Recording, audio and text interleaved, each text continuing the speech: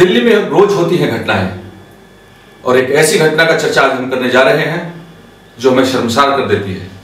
और इस घटना पे चर्चा करने के लिए हमारे स्टूडियो में मौजूद हैं मिस्टर के शर्मा, एनसीपी कन्वीनर, और रुश्मिका, स्टूडेंट जो फैशन डिजाइनिंग कर रही हैं और रोज यात्रा करती हैं फरीदाबाद से दिल्ली तक। महिला समाज साउथ दिल्ली से अंजलि चौधरी और सिमी श्रीवास्तव हमारे बीच हैं।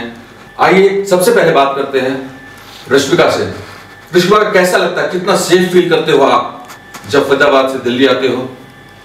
देखिए, मैं तो रोज मेट्रो और बसों में ट्रैवल करती हूँ, लेकिन देखा जाए तो आजकल कोई भी सेफ नहीं फील करता है। आजकल के मर्दों की नज़र खासकर ऐसी हो गई है कि वो तुम्हें ऐसे देखते जैसे तुम कोई चीज़ हो, कोई माल, जैसे तुम वो लोग बोलते हैं, ऐसे देखते हैं। हमें आदत हो गई, आदी ही बन गए उन नज़रों के, देख के हम इग्नोर कर देते हैं। तुम्हें भी लगता है कि तुम जो इन चीजों को इग्नोर करते हो ये कभी तुम्हें बहुत ही घातक हो सकता है? हम करें भी तो क्या करें, पुलिस के पास नहीं जा सकते, वो लोग क्या बोलेंगे? उन्होंने देखा ही तो है और कुछ करा तो है, छेड़ा ही तो है, लीक तो ही ना कर दिया। ऐसी बातें करते हैं पुलिस की, जब ये घटना हो जाए तब वो तुम उनके पास जाओ। हम पुलिस को बोले भी क्या, ना हमको हमें उनके नाम पता होते हैं, ना उनके एड्रेस पता होते हैं, हम उनको बोले क्या कि किसने छेड़ दिया। आइए बात करते हैं अंजलि चौधरी से। क्या कहना है इस संबंध में आपको? देखिए, मेरा तो सबसे पहले ये कहना है कि जो ये घटना हुई है ये क्यों हुई है, ये होनी ही नहीं चाहिए थी। नहीं, इस बात को हम सभी इस बात को रोकने के लिए ही हमें आगे ये बात क्यों हुई, जो हुआ, जो इसका कारण क्या था, इसका कारण क्या था, इस बात को ही हम कैसे रोक सकते थे। अब जो हो रहा है उसको फांसी दी जाए या ये दिया जाए या वो दिया जाए, वो तो होके रहेगा जो होना है, बट ये बात ही नहीं आनी चाहिए थी कि ऐसा क्यों हुआ। वो भी तब जब 9 बजे भीड़ होती है, पूरी रोडों पे पूरी भीड़ होती है, साउथ दिल्ली के इतने पोश इलाकों से वो बस निकली, लेकिन तब भी ये हादसा हुआ। तो इसका मतलब हम सोसाइटी अपने में कहीं फेल है। मैं जो हूँ यहाँ पे, अगर मैं अपनी सोसाइटी को ही नहीं देख पा रही या फिर अपनी सोसाइटी में अपने आप को बैलेंस नहीं कर पा रही, डर तो है ही, हमें पुलिस की हेल्प भी चाहिए, एडमिनिस्ट्रेशन की हेल्प भी चाहिए, सबकी हेल्प चाहिए, लेकिन ये हादसा नहीं होना चाहिए था। इस हादसे को कैसे रोकना चाहिए और कैसे रुक सकता था, इस पे कोई गौर नहीं कर रहा। एज ए पेरेंट आपको क्या लगता है? आपके बच्चे भी जाते हैं और बच्चों से आपकी बातचीत होती रहती है, तो एज ए पेरेंट आपको क्या लगता है, एज ए टीचर आपको क्या लगता है? बहुत अनसेफ एनवायरनमेंट है और अनसेफ इसको हम ही ने बनाया है।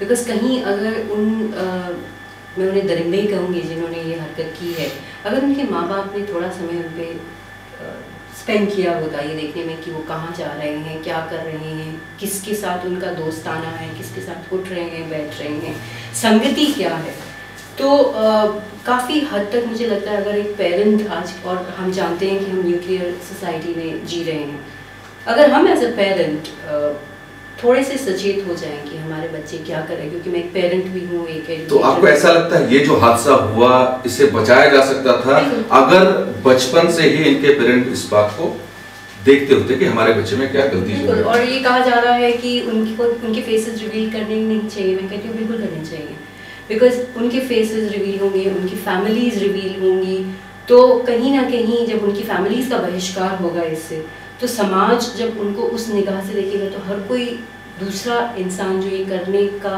सोच रहा होगा वो अगली बार शायद वो सोचने का भी साहस नहीं करेगा। बिल्कुल सही बात है। शर्मा जी से बात करते हैं। मैं ये जानना चाहूंगा आपसे कि कई ऐसी पॉलिटिकल पार्टीज हैं जो जैसे वैलेंटाइंस डे या पार्क में बैठे हुए हैं तो या पब्स में अंदर घुस के उनको मारना पीटना कि हमारी संस्कृति के खिलाफ है। यहाँ एक पूरी संस्कृति के ऊपर इतना गहरा हमला, जोरदार हमला किया गया है कि ये आदमी थर्रा सा गया है। मुझे अभी तक कहीं नहीं दिखा ऐसी कोई भी पॉलिटिकल पार्टी जिन्होंने आवाज उठाई हो। कैसा लगता है आपको? देखिए, ये जो कुछ घटना हुई है ये बड़ी अप्रत्याशित है और हमारा भारत और हमारा समाज ये कभी सोच भी नहीं सकता कि इस तरह की घटना होगी कि एक अपराध तो होगा ही होगा, उसके साथ उसके शरीर से उसकी पेट को फाड़ दिया जाएगा, आंतें फाड़ दी जाएंगी और दोनों लोगों को नेकेड करके कपड़े उतार के बर्बरतापूर्वक सड़क पे फेंक दिया जाएगा। ये तो कहीं मतलब आज तक की जितने भी हमने आपराधिक इतिहास देखे हैं, दुश्मनी की कहानियां सुनी है, किसी में भी नहीं दिखाया गया। ये मतलब रेयरेस्ट ऑफ रेयर जो कहते हैं उसका भी कोई अगर हो सकता हो तो ये उसमें से है। लेकिन इसके पीछे जैसा कि आपने कहा कि मानसिकता जो बच्चों की थी वो डेवलप हुई क्राइम की तरफ, माँ बाप ने ध्यान नहीं दिया, वो सब तो है, लेकिन इसके लिए कुछ चीज़ें हमारे, जैसा कि आपने कहा, बड़ा आपने अच्छा प्रश्न किया कि वो लोग जो हमारे संस्कृति के अलमदार बनते हैं, ठेकेदार बनते हैं, और लोग एक इंसानियत के साथ इतना बड़ा विभत्स मतलब उसकी क्या किस तरीके से कह सकते, जो अलमदार बनते हैं, ठेकेदार बनते हैं, कहते हैं ये लोग खराब कर रहे हैं, उनको तो आगे आना चाहिए था कि हम ऐसे लोगों को फांसी देना चाहते हैं, ऐसे लोगों को हम जो अरब के सऊदी के जो कानून उनके तहत उनको दंडित करना चाहते हैं, ऐसे लोगों को हम चौराहे पर करना चाहते हैं ताकि आम आदमी देखे। जस्ट चलिए वो आए नहीं आए वो एक बात तो अलग रहेगी, लेकिन दूसरी बात ये है जो आपकी यहाँ जिसके 4 पॉइंट्स हैं जो मैं सोचता हूँ। पहला तो ये है कि ऐसा लगता है कि दिल्ली पुलिस का इकबाल खत्म हो चुका है। कोई पुलिस का ये नहीं होता कि पुलिस हर घर में कमरे में बैठी होती है या मोहल्ले में होती है, वो तो अक्सर देखा गया, हम तो गाँव की बात करते हैं, दिल्ली की भी बात हम करते हैं कि जब इलाके के अंदर एक मजबूत थानेदार आ जाता है, SHO आ जाता है, कोतवाल आ जाता है, तो वो सारे इलाके के बदमाशों की लिस्ट उसके पास होती है कि कौन अटैची चोर है, कौन जेब कट है, कौन बलात्कारी है, कौन डकैत है, कौन मतलब किराए पे लेके शूटर है, कौन शूटर है। मतलब कहने का मतलब है कि इंटेलिजेंस नेटवर्क जो है पुलिस का कमजोर है, रादर यहाँ है ही नहीं, या है ही नहीं, या उस तरीके की इच्छा शक्ति के या जिम्मेदार अधिकारी नहीं है, अगर है तो वो अपने उसका प्रयोग नहीं करते कि एक थानेदार कह रहा है इलाके में कोई चोरी भी नहीं हो सकती, पुलिस की नॉलेज में सब चीज होता है। ऐसा नहीं हो सकता कि कोई क्राइम हो रहा है ना हो। हमारे यहाँ बड़े शहर में एक बार एक अटैची चोरी होगी, वो जा रहे थे, उसमें जेवरात थे, हमने इंस्पेक्टर कोतवाली को बुलाया, हमने कहा सुनो 1 घंटे के अंदर ये लिस्ट पूरा अटैची आनी चाहिए। उसने कहा कि कैसे आ जाएगी सामने, कि तुम्हें सब पता है, नहीं आएगी तुम लाइन हो जाओगे, 1 घंटे बाद कोतवाली नहीं रहोगे, तो 1 घंटे में नहीं लेकिन 2.25 घंटे में वो एज इट इज अटैची हुआ गई, पूरा सामान जेवरात उसमें थे। वो क्यों था कि उसके नॉलेज में था कौन अटैची चोर है, कौन पॉकेट मार है, कौन कतली है, कौन डकैत है।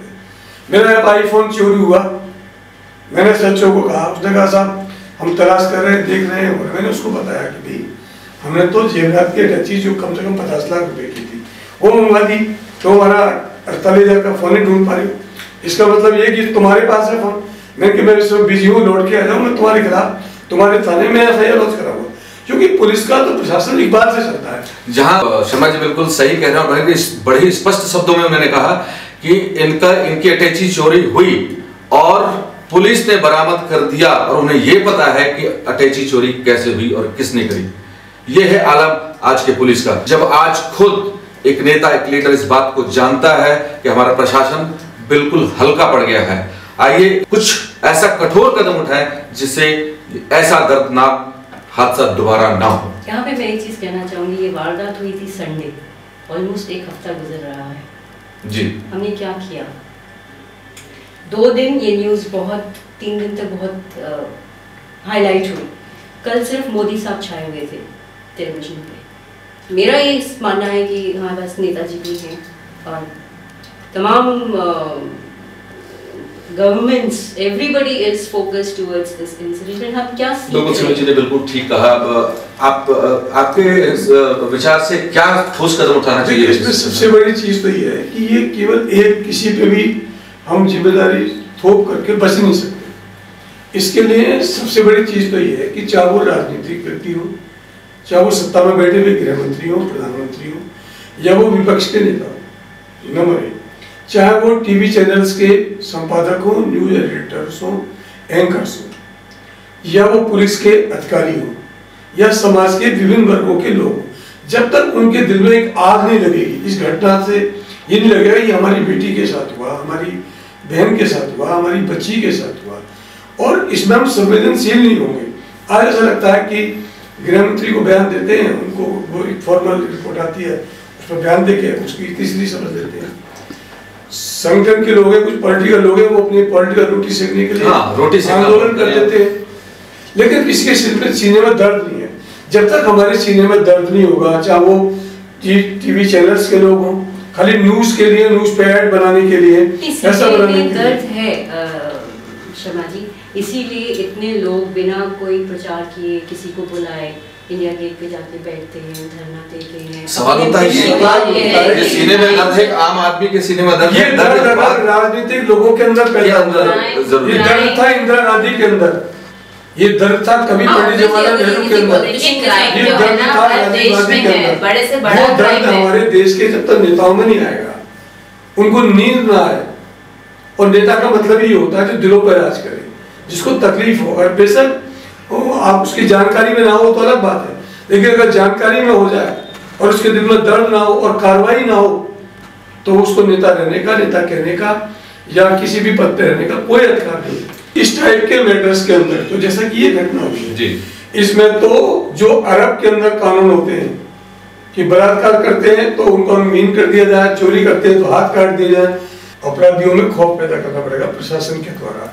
क्या आप कहते हैं इसमें कानून में भी बदलाव की आवश्यकता है? कहने का मतलब तात्पर्य ये हुआ जो नहीं, कानून में बदलाव की आवश्यकता नहीं है। हमारे कानून जो बने हुए हैं, क्योंकि मैंने भी मास्टर ऑफ लॉज किया है, वो काफी है, लेकिन उन पर अमल नहीं होता। ना पुलिस करती, ना न्यायपालिका करती।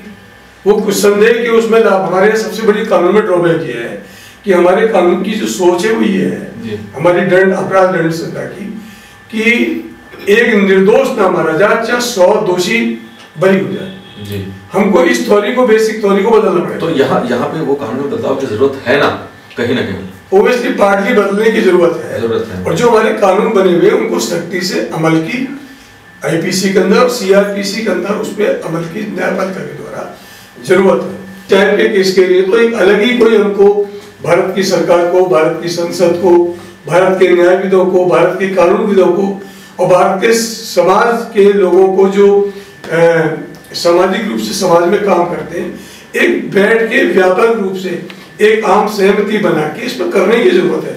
अगर हम लोग 2-4 दिन हो हल्ला करके बैठ जाएंगे तो ये तो इसका मतलब इस टाइप की अपराध की शुरुआत हुई है, फिर यहीं पर कुछ नहीं होगा। यहीं पर कुछ जोड़ना चाहूँगा। संसद की बात आपने कही, जिस दिन ये हंगामा हुआ था संसद में, आपने देखा होगा पिछले दिनों में, उस दिन संसद में कितने लोग मौजूद थे इस बात को चर्चा करने के लिए? मैं वही निवेदन कर रहा था कि जब तक जो हम लोग जनता के द्वारा चुने हुए प्रतिनिधि हैं, चाहे किसी भी राजनीतिक दल के हम पदाधिकारी हैं, कार्यकर्ता हैं, जब तक हमारे मन में अपने लोगों के प्रति दर्द पैदा नहीं हुआ, किसी भी दुख के अंदर उनके शामिल नहीं होंगे, तो वो बेकार है। और आज क्या होता है, आज तो जिस तरीके से कि और है क्या, माफ कीजिएगा, मैं बड़े अदब के साथ कहना चाहता हूँ, मैं समझ नहीं पा रहा कि मैं इस बात को कहूँ ना कहूँ, लेकिन जब ये कहना भी जरूरी है कि जैसी जनता होगी वैसा नेता होगा।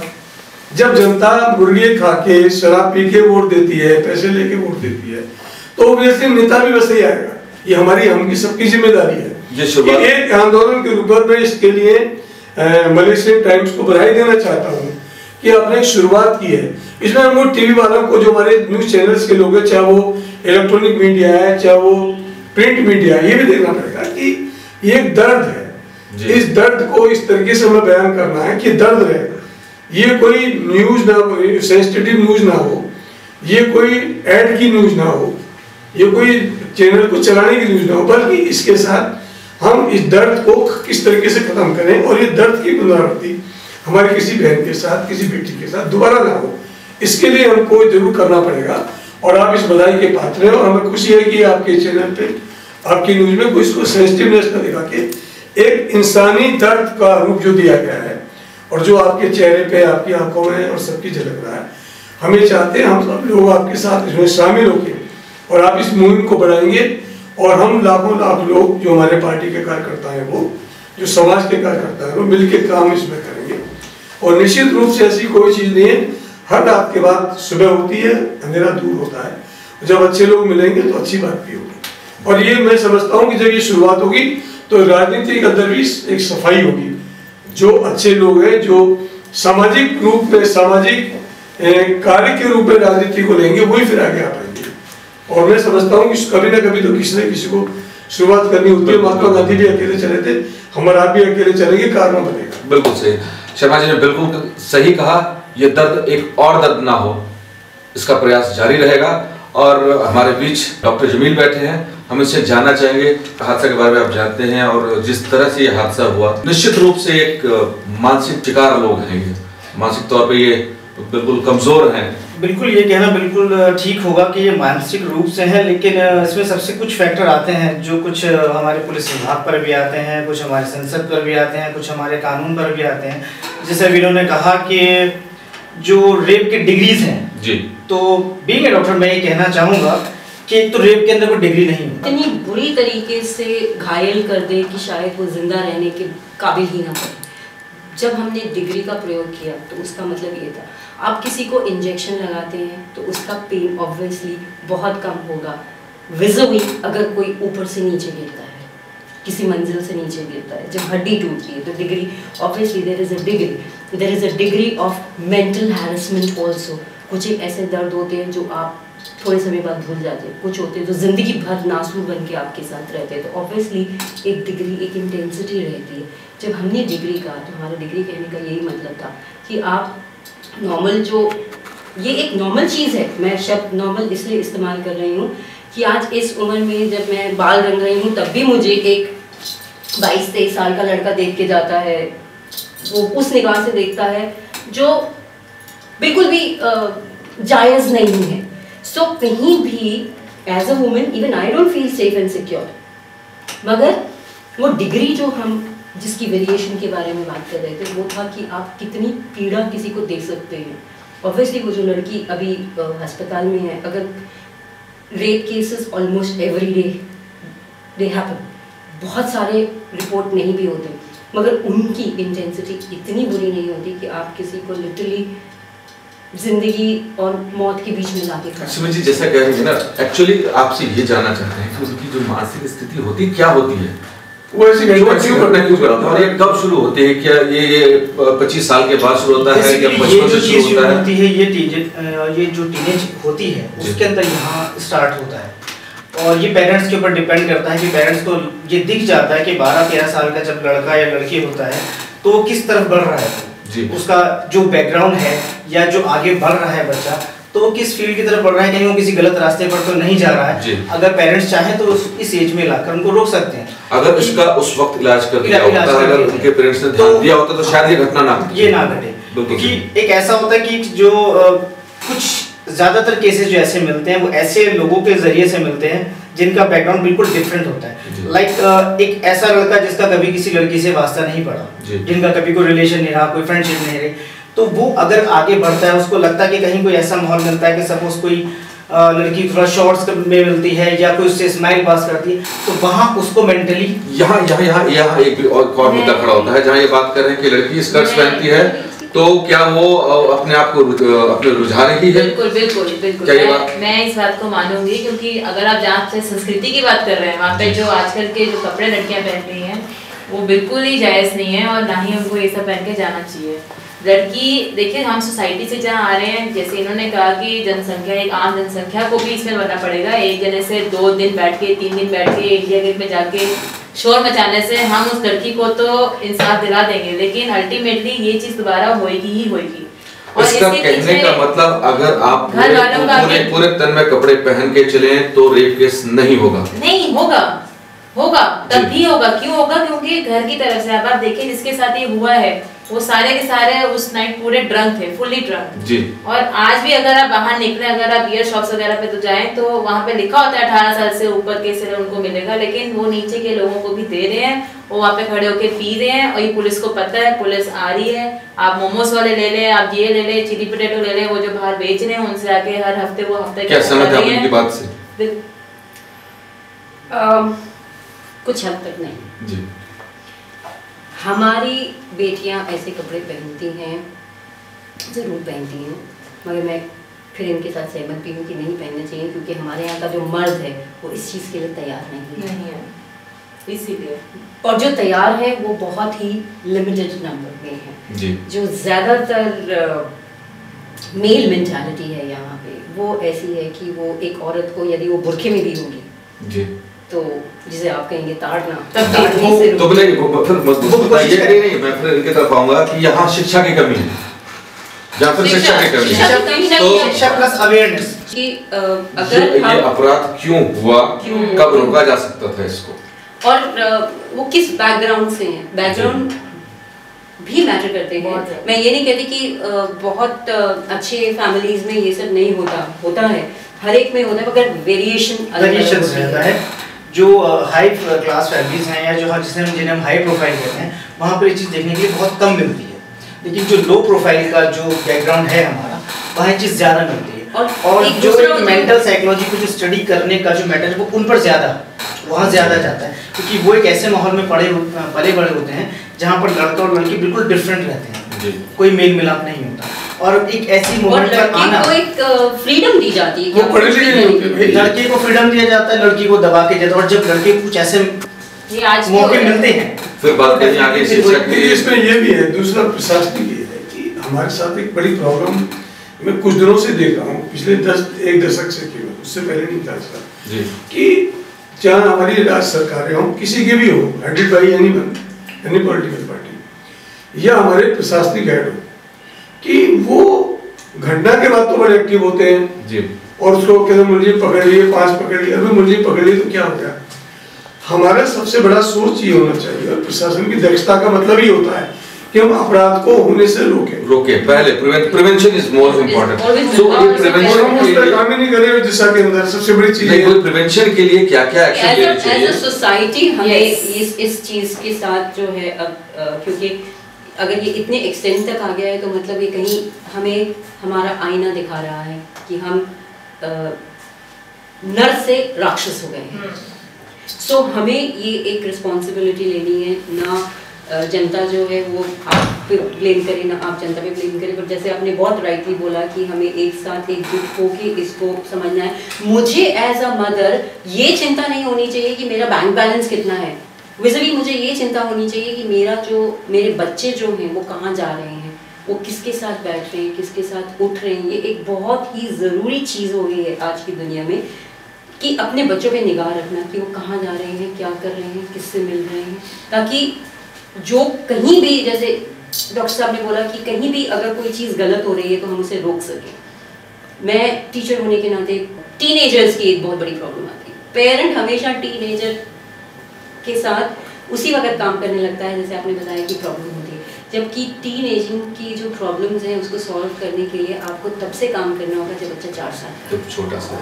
लेकिन माँ बाप आजकल बैठते ही नहीं बच्चों के साथ, ये भी बहुत ऐसी प्रॉब्लम है कि टाइम ही नहीं है, रात भर दिन भर वो मेल के साथ है बच्चा, क्या मेल सिखा रही है कुछ नहीं है। माँ बाप आ रहे हैं, बच्चा जब तक सो जाता है, सुबह उठने से पहले माँ बाप फिर निकल जाते हैं, बच्चे से बिल्कुल मिलना नहीं हो रहा है, इसे पता ही नहीं, बच्चे को कोई इंट्रैक्शन नहीं है। सैटरडे संडे होता है, ले गए अपना मॉलों पे घुमाने, पैसे फेंक के खर्चा हो गया, बच्चा भी खुश, फिर दोबारा वही अपनी रूटीन शुरू हो जाती है। बट एक ये चीज़ जैसे मैं आपसे जो आपने कहा, मैं सब थोड़ा सा पार्शली सहमत हूँ, क्योंकि ये जो चीज़ है जैसे कि मेल के पास छोड़ दिया, वो अपनी जॉब्स पर गए, उन्हें अपना बस ये है कि हमारा फाइनेंशियल जो बैकग्राउंड है वो अच्छा हो जाए, बैंक बैलेंस ज़्यादा बन जाए, तो ये चीज़ भी ये हाई प्रोफाइल की तरफ जाती है।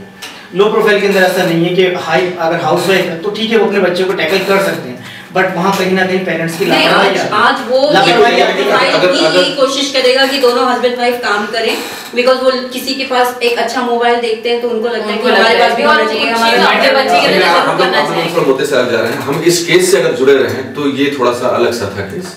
यहाँ वो नहीं था कि इस बच्चे को परवरिश में ऐसा हुआ कि उनके माँ बाप ने छोड़ दिया था। इस केस में थोड़ा सा जो मैं कहना चाहूँ कि जो पनिशमेंट है जी, पनिशमेंट में भी थोड़ा सा चेंज होना चाहिए। पनिशमेंट एक ऐसा होना चाहिए कि जो लड़का है जो ऐसा क्राइम कर रहा है उसकी मेंटलिटी कुछ भी रही, XYZ कुछ भी रही, हम बात उसकी करना चाहते हैं कि हम जैसा होना चाहिए। हम ये बात की बातें क्राइम हो गया फिर पनिशमेंट होगा, हम चाहते हैं कि क्राइम हो ही ना, भाई उस मुद्दे को ले। नहीं मैं उसी पर घूम कर आ रहा हूं। देवी की हर कोई अर्चना करता है और इन्होंने भी की होगी, मगर आप एज अ फैमिली आपने क्या वैल्यूज ली अपनी फैमिली से कि आपने सोचा कि हाँ मतलब ये औरत है तो इसको हम सिर्फ एक फ्रेम में ही देख सकते हैं या हम इसको रिस्पेक्टफुली भी देख सकते हैं। तो इसमें ये कहना कि वो 6 लोगों की अगर ऑब्वियसली अगर वो 6 लोगों की अपब्रिंगिंग अच्छी होती तो शायद ये नौबत आती ही नहीं। मैं उसी पर आ रहा था। बेसिकली आप मेरा फेसबुक या ट्विटर का अकाउंट देखेंगे तो मैंने उसको क्लियरली मेंशन किया है कि इनके लिए पनिशमेंट क्या होना चाहिए, और मैं समझता हूँ कि शायद बेस्ट पनिशमेंट में से एक होगा। ऐसे जो लोग होते हैं उनको आप फांसी मत दीजिए। अगर आप फांसी दे देंगे तो दैट मींस वो तो फ्री हो गया, उसे क्या पता, राइट। फिर फांसी के ऊपर होता है कि हमारी जो कंट्री उसमें, जैसे शर्मा जी ने कहा कि एक इंसान को बचाने के लिए जो 100 जो लोग हैं वो कुर्बान हो जाते हैं, ठीक है, उनको छोड़ दिया जाएगा कि यार एक को फांसी ना हो, तो हमारा सारा जितना हमारे कानूनी वाले हैं वो सारे कर जाएंगे कि फांसी मत दो। तो उनका एक पनिशमेंट ऐसा होना चाहिए कि उनको भी दर्द का एहसास हो। मुझे लगता है कि उनके दर्द का एहसास जेल में एक अपराधी को बाकी कैदियों ने दे दिया है। मुझे लगता है कि जो हमारा कानून है और जो कानून उन्हें जो देगा उससे पहले हमारे कैदी जो हैं उनसे ज्यादा जागरूक है और उन्होंने सजा दे दी है। उन्होंने एक जो प्रशासन है और जो कानून है उसके मुंह पे एक तमाचा मारा है कि जो आप नहीं कर सकते हमने आपसे पहले कर दिया। आप सोच रहे हैं अभी हम इसकी, जब एक बंदा खुद कहता है, क्रिमिनल खुद कह रहा है कि हाँ मैंने क्राइम किया मुझे फांसी दे दो, अब आप उसको फिर भी आप उससे कम करें, दैट मींस आप कानून का मजाक। ये इसमें 2 मिनट में आपका चाहूंगा कि इसमें 2 लोगों के लिए ये खुली बात है और हम आपके माध्यम से उनसे कहना भी चाहते हैं कि वो जो मानवाधिकार के कार्यकर्ता हैं, जो मानवाधिकार की अक्सर बात करते हैं, कोई भी आतंकवादी किसी को मार दे, कोई बात करते हैं तो कहते हैं मानवाधिकार का हनन हो रहा है, किसी अपराधी के साथ अगर कोई पुलिस ज्यादती करती है तो कहते हैं मानवाधिकार का हनन। तो वो आज कार्यकर्ता कहाँ, वो क्यों नहीं आवाज उठा रहे? तो इसके लिए तो ये जो पर्टिकुलर केस है, इसके लिए निश्चित रूप से संसद को और न्यायपालिका को तो सोचना ही पड़ेगा कि भाई ऐसी घटनाएं कैसे रुकेंगी। आप ये देखिए कि जब उनको फेंका गया तो आम जनता ने भी उनको उनकी तरफ देखना भी नहीं चाहा। 1 घंटे तक वो सड़क पे पड़े रहे, इतने भीड़ भड़ाके के। अगर आम जनता ही नहीं निकल के आ रही, उस पे भी एक फैक्ट है, तो हमने पहले कहा कि जब हम इतना शोर मचा रहे हैं, अब जब इतना शोर मचा रहे हैं, इंडिया गेट में जाके कैंडल लेके जा रहे हैं, उस टाइम वो 1 घंटे में कोई आ नहीं पाया और उनको देख नहीं पाया। तो कुल मिलाकर बात ये है कि ऐसे हादसाओं पे रोटी सेकना बंद करें और एकजुट मिलकर काम ऐसा करें कल से ऐसा दूसरा हादसा न हो। मैं स्टूडियो में आने के लिए आप सभी को तहे दिल से धन्यवाद करता हूँ।